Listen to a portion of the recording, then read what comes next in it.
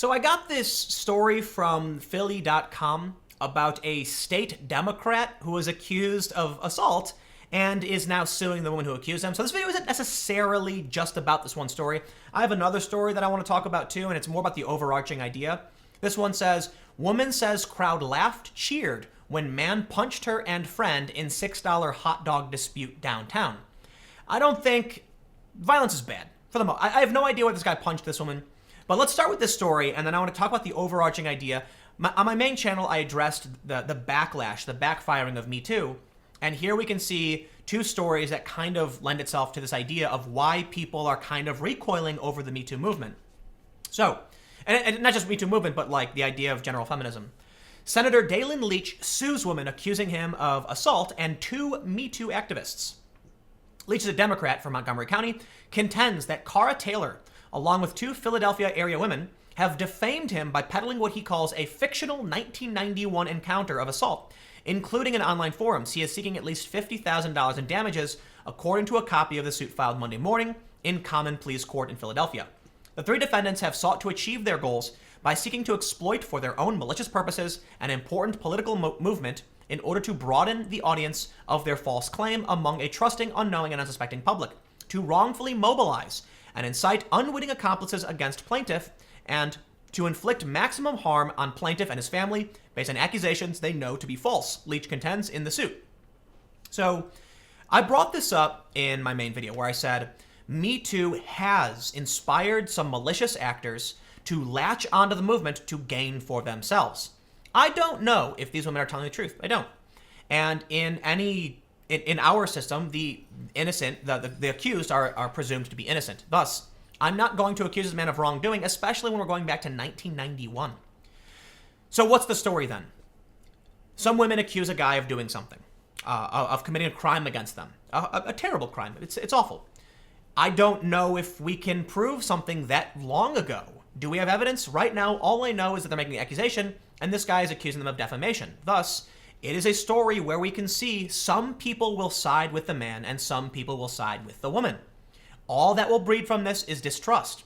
It's unfortunate, but I got to point out, I understand that many women don't report crimes of assault and harassment for various reasons, and I understand it can be very difficult.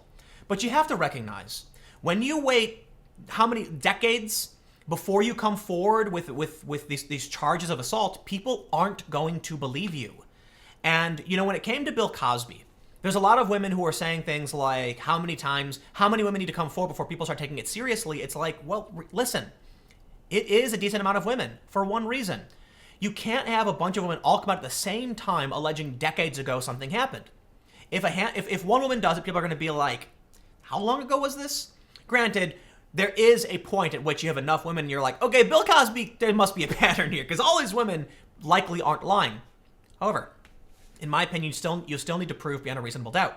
What's worrisome to me is that we're entering a period where, with the believe all women thing, people get accused and then people say, I'm not going to presume innocence. I'm just going to assume guilt.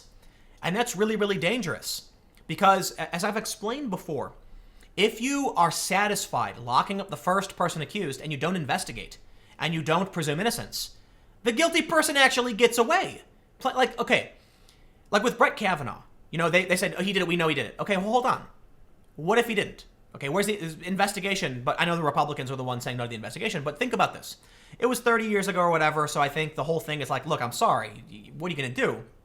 The issue is, if you're satisfied that this is the guy who did it and you don't investigate, well, then the person, if he didn't and he's innocent, the person who did do it will get away and commit more crimes.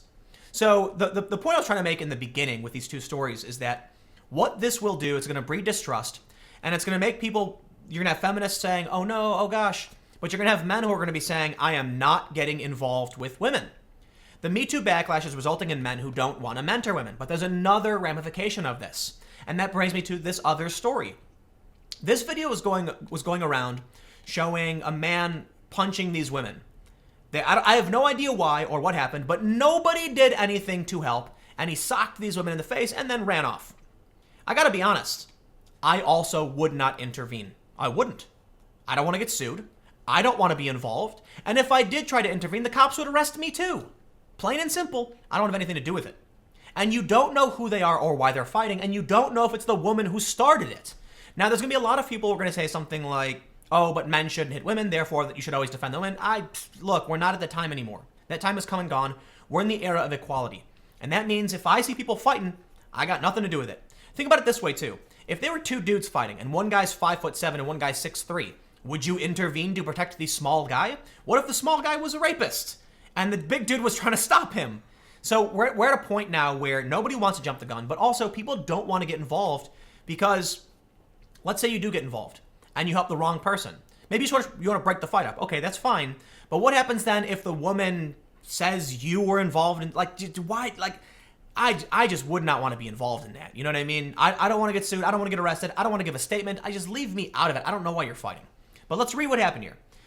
One of two young women seen in a video being punched by a man as onlookers watched late Friday night in downtown Los Angeles says she was astounded that nobody did anything to help. The woman, whom NBC4 is not naming to protect her identity, was out with her friend when they stopped for street dogs. She said they noticed a man being rude to a hot dog vendor over the $6 cost. Apparently what happened is they told the guy to leave, they got into an altercation, and then the dude beat on them. The video shows the man striking the two men who struggled to get back up and try to strike back, only to be knocked down again before he bolted into traffic on Spring Street and disappeared heading toward 6th Street. The block where it happened is home to several popular taverns and a disco that draws crowds on weekend nights. The woman, a nursing student who also works as a therapist for children on the autism spectrum, suffered a bruise to her jaw. Her friend was also injured. Another friend drove them to a downtown hospital where they were treated and released. LA police took a report later Saturday. The video was posted on the Facebook page DTLA Town Square and quickly garnered hundreds of comments. The online conversation veered from denouncing the man's violence to questioning the women for trying to fight back against a man who appeared to outweigh both of them put together. It's another issue. So if you're confronted by a guy of that size, you can see in the video these women are approaching him, right? So let's go to the beginning. There's a certain point where you need to just get away. Don't confront someone she's swinging at him. They're trying to fight. So I'm not going to blame somebody for trying to fight back when a guy just hit your friend, but there's a certain point where you got to recognize you can't win that fight. More to the point, the issue is there are a lot of women who, you'll see videos where there's montages where women say things like, you can't hit me, and then hit a guy, and then he knocks him out. We also don't know what started this. It's entirely possible the women hit the guy first, and that's why guys probably aren't going to get involved. But I think the main issue that I'm trying to point out with these two stories is that we're at the time of equality. Okay, we're moving. This is what feminists want, and if that's the case, you will be treated the same as any other man. Men and women will be treated equally. If you make an accusation against a man, I'm not going to give you the benefit of a doubt. I'm going to presume innocence of the accused as I would for literally anyone. But for some reason, we're experiencing contradictory demands. Believe all women, but treat women equally. If we would treat them equally, then under the law, we presume innocence of the accused, plain and simple, and you don't get special treatment. So they talk about, what does it say? Devolving into the conversation. Midday Monday, the posting was pulled, though the video had already been widely shared. Even more so than the man who struck them. The woman says she was troubled by the behavior of bystanders, who could be heard on the video laughing and yelling as if it were a show. It's how she characterized it. But no one trying to stop the burly man's punches or following him when he ran off or even checking on the condition of the young women on the sidewalk. Yes, she said, it upsets me that nobody did anything. Yes, you didn't get special treatment. And you didn't get special treatment. You got into a fight, you fought back, you lost.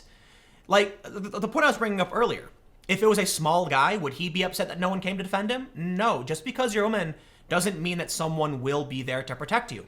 And I think this is what there's been a lot of discussions about what equality truly means. It means you're going to have women working in sewers, on oil rigs. It means you're going to have women being drafted and facing combat. It means that more women are going to die. And I'm not trying to be a dick, but combat deaths are like 98% men. Some of the most dangerous jobs, overwhelmingly men. Men are much more likely to die in the workplace. Equality in these areas does mean more dangerous circumstances for women. It's not just going to be Skittles and rainbows. It's not just going to be women becoming CEOs. It's going to be women getting knocked out by a dude in downtown and people being like, defend yourself, plain and simple. The man was distinctively groomed with a beard and semi-mohawk haircut. Police were attempting to identify him. And now the main point, because I want to make sure I made it clear as to why I wanted to bring this story up. This guy is suing these women who have accused him. Yes, no special treatment. If you can't prove it, then don't be surprised when they strike back with a lawsuit against you and treat you the same as anyone else would be treated. That's just how things are going to be. It's pros and cons. It really is. I think equality is a good thing, but I also think it would be silly not to assume responsibility and recognize that equality doesn't mean only good. There's a balance. There's a positive and a negative, and every action has an equal and opposite reaction for better or for worse. So anyway, thanks for hanging out. I'll have more videos on this channel tomorrow at 10 a.m. on the main channel tomorrow at 4 p.m. and I will see you then.